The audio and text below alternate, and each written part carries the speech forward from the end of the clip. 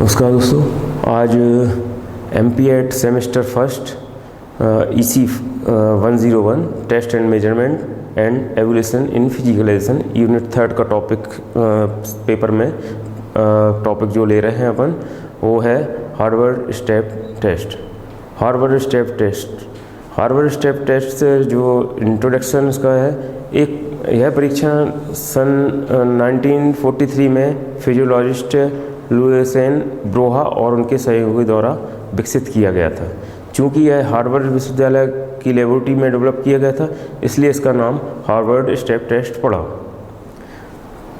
Purpose, इस test का जो पर्पज़ है वो है जो मनुष्य की कार्डियोवास्कुलर फिटनेस टेस्ट है, एरोबिक फिटनेस टेस्ट है, उसको उसकी जो फिटनेस है उसको चेक करने के लिए इस टेस्ट को बनाया गया है। आवश्यक उपकरण है तो मेल्स के लिए 20 इंच हाइट का एक जो जिम बॉक्स है और वो चाहिए, और वुमेंस के लिए 16 ईयर का हाइट का एक जिम बॉक्स चाहिए, प्लस स्टॉप वॉच और मेस्ट्रोमोमीटर यदि हो तो, अन्यथा एक हेल्पर की ज़रूरत पड़ती है इस टेस्ट के लिए। और प्रोसीजर, हार्वर्ड स्टेप टेस्ट में जो सब्जेक्ट का कार्डियोवास्कुलर फिटनेस टेस्ट और एरोबिक्स फिटनेस टेस्ट का मोस्टली टेस्ट होता है, तो उसको ध्यान में रखते हुए जो प्रोसीजर है इसकी, तो जो सब्जेक्ट है वो बेंच के सामने खड़ा हो जाएगा और जैसे ही इसको गो का क्वेश्चन मिलेगा वह सब्जेक्ट बॉक्स पर up and down step by step चढ़ेगा। तो उसको स्टेप 4 के क्वेश्चन पे उसको बॉक्स पे अप एंड डाउन करना है। जैसे पहला कदम उसने रखा बॉक्स पे, फिर सेकंड कदम रखा, दोनों कदम जो स्टेप ऊपर आ गए, फिर नेक्स्ट एक स्टेप नीचे आएगा, फिर सेकंड स्टेप नीचे आएगा, जैसे कि इस चित्र में आप देख रहे हैं। तो इस टाइप से आपको करना है। और इस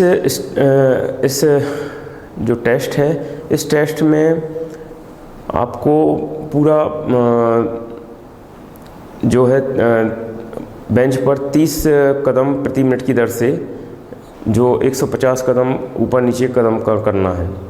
तो इस टोटल टेस्ट का जो ड्यूरेशन है वो 5 मिनट है। 5 मिनट में सब्जेक्ट को अप एंड डाउन कंटिन्यू करना है। उसके जस्ट बाद जब अंतिम कदम हो जाए तो उसको रेस्ट करने के लिए 1 मिनट का इसको रेस्ट दिया जाएगा, और उसको बस 1 मिनट रेस्ट देने के उपरांत उसकी पल्स रेट ली जाएगी। पल्स रेट दो जगह से ले सकते हैं अपन, या तो हाथ पे से पल्स रेट ले सकते हैं। पल्स रेट लेने के लिए उसको 1 मिनट टेस्ट ख़त्म होने के 1 मिनट बाद उसकी पल्स रेट लेनी, पहली पल्स रेट लेनी है। पहली पल्स रेट लेने के बाद पुनः उसकी पल्स रेट 30 सेकंड बाद या जो है दूसरी पल्स रेट लेनी है, और फिर 30 सेकंड के बाद उसकी थर्ड पल्स रेट लेना है।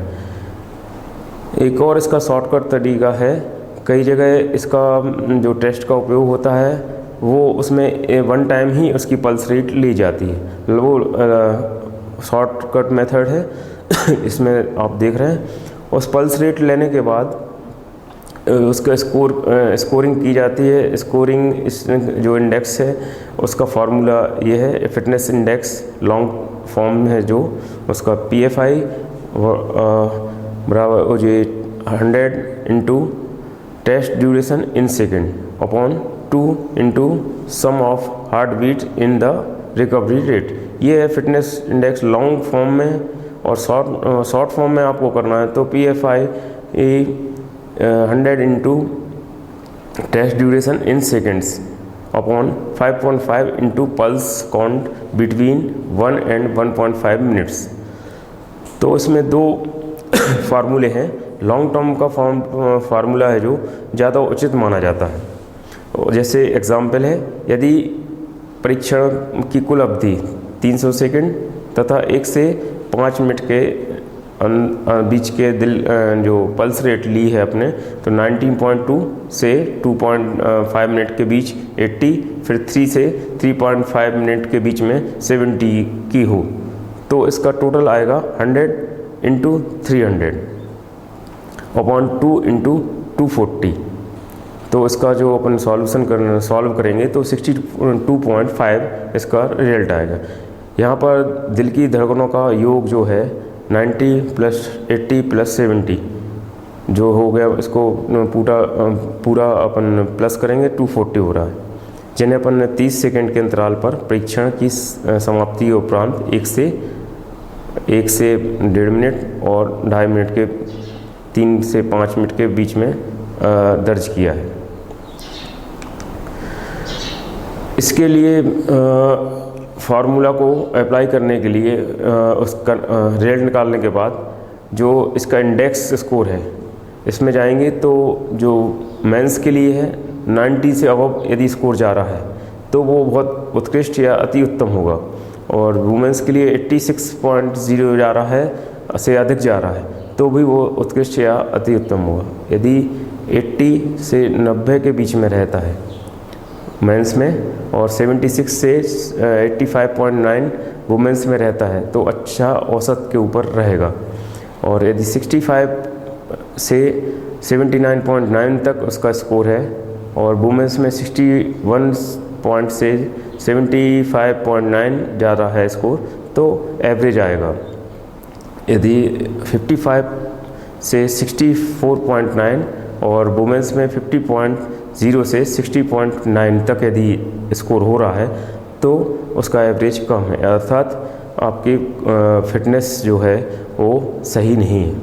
और यदि 55 से कम जा रहा है, 55 से कम जा रहा है और वुमेंस में भी 50 से कम जा रहा है तो आपकी फिटनेस क्षमता बिल्कुल ही पुअर है। जो आपका कार्डियोवास्कुलर फिटनेस है वो आपका सही नहीं है। तो इस ग्रुप में इस टेस्ट के कुछ मेरिट्स भी हैं, कुछ डीमेरिट्स भी हैं। तो कुछ मेरिट्स ये हैं कि इस परीक्षण को करने के लिए न्यूनतम उपकरणों की आवश्यकता होती है, इसे संपन्न करने में बहुत कम खर्चा आता है, इसे करना अत्यंत आसान होता है। तो इस टेस्ट का जो डीमेरिट है वह है कि प्रत्येक व्यक्ति के जैव तकनीक गुण हैं जो अलग अलग होते हैं। लंबे तथा छोटे दोनों प्रकार के खिलाड़ी हेतु वो जो बेंच होता है उसकी हाइट जो है एक समान रहती है, इसलिए लंबे खिलाड़ियों हेतु इसे करना बहुत आसान होता है, और जो कम हाइट के जो सब्जेक्ट रहते हैं उनको करना थोड़ा कठिन होता है। तो इससे परफॉर्मेंस में डिफरेंट रिजल्ट आते हैं। तो ये हार्वर्ड स्टेप टेस्ट का सबसे डीमेरिट पॉइंट यही है।